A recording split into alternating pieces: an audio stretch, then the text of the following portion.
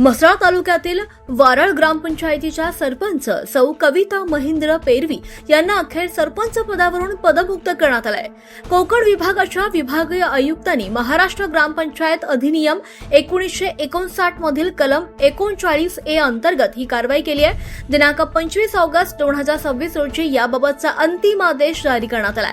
ग्रामपंचायत सदस्य श्री मधुसूदन पाटील तसंच ग्रामस्थांनी केलेल्या तक्रारीनंतर जिल्हा परिषद रायगड मार्फत या प्रकरणाची सखोल चौकशी करण्यात आली। चौकशी दरम्यान सरपंचावर करण्यात आलेल्या विविध आरोपांबाबत गंभीर अनियमितता आढळून आल्याचं अहवालातून समोर आलं।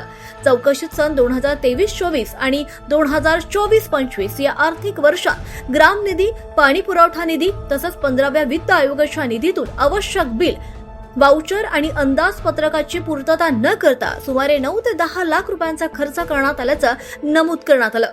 याशिवाय ग्रामसभा आणि मासिक सभांचे इतिवृत्त नियमितपणे न लिहिणं, ग्रामपंचायत सदस्यांना विश्वासात न घेणं, विचारणा केल्यानंतर समाधानकारक उत्तरे न देणं तसंच पोलीस कारवाईची धमकी दिल्याच्या तक्रारी सुद्धा करण्यात आल्या होत्या।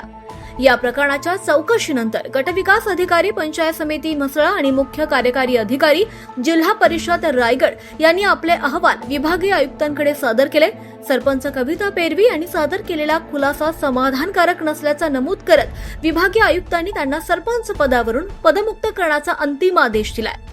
या कारवाईमुळे म्हसळा तालुक्यातील राजकीय वर्तुळात एकच खळबळ उडाली आहे। ग्रामपंचायतीच्या कारभारात आर्थिक आणि प्रशासकीय नियमांचं पालन किती महत्त्वाचं आहे याची जाणीव करून देणारी ही कारवाई ठरली आहे। इतर ग्रामपंचायतींसाठी हा प्रकार सावध करणारा संदेश मानला जातोय।